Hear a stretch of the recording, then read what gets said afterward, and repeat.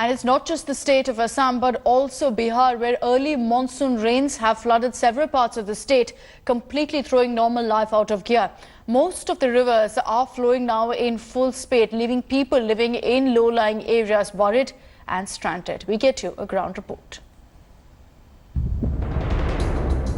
Early monsoon rains have brought flood misery to several parts of Bihar. Many of the villages in Muzaffarpur are underwater as the swollen Bagmati river breached its banks.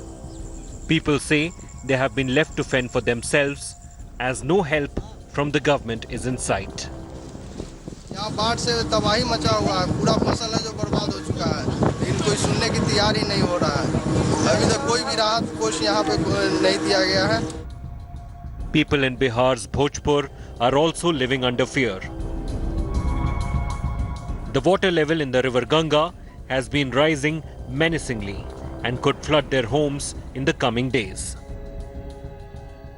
हम लोग गंगा इसके लिए बहुत दिक्कत है, कटाव में है, हम लोग सब लोग परेशान में, मेहरा लड़का दिक्कत में है, 4-5 बीघा खेत भी ढह गया, जनेरा मक्का वो भी दह रहा है। तो इधर पानी बढ़ा है क्या? पानी बढ़ा है, पानी से तो जो बहुत ज़्यादा बढ़ता है, पुल सब बुड़ गया है, नहीं सरकार मदद करता है, नहीं विधायक मदद करता है।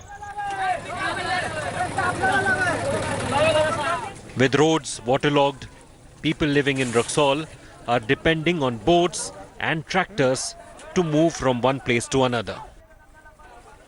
एक तो गाड़ी मतलब जा नहीं पा रहा है, पानी ज़्यादा है, नाव पे जा रहा है तो एक नाव मतलब एक गाड़ी की 30 रुपया ले रहा है, और जो दूसरा रास्ता है वो जाम, वो तो बिल्कुल ख़त्म हो गया है। हर चुनाव में यही मुद्दा उठता है, मतलब कोई देखने नहीं आता है, नहीं कोई काम कराता है, मतलब कोई इधर सरकार का ध्यान नहीं है। Villages near the Kamla River in Bihar's Darbhanga district have been submerged due to the rains.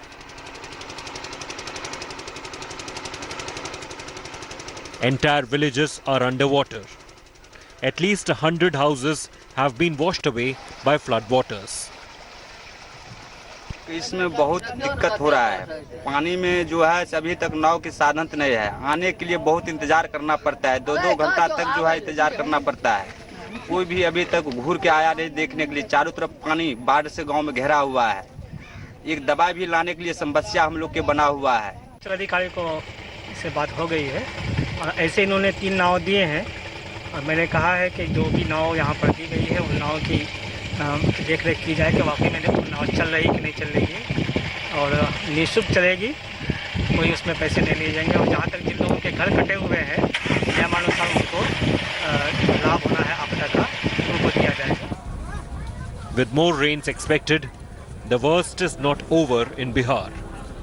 But like every year, this monsoon too has exposed the laxity of the administration in being prepared to deal with a natural calamity. Bureau Report, India Today. Hello everyone, this is Rahul Kamal here. Hope you enjoyed this video. For the latest news and analysis, like and subscribe the India Today YouTube channel, and don't forget to press the bell icon to stay updated.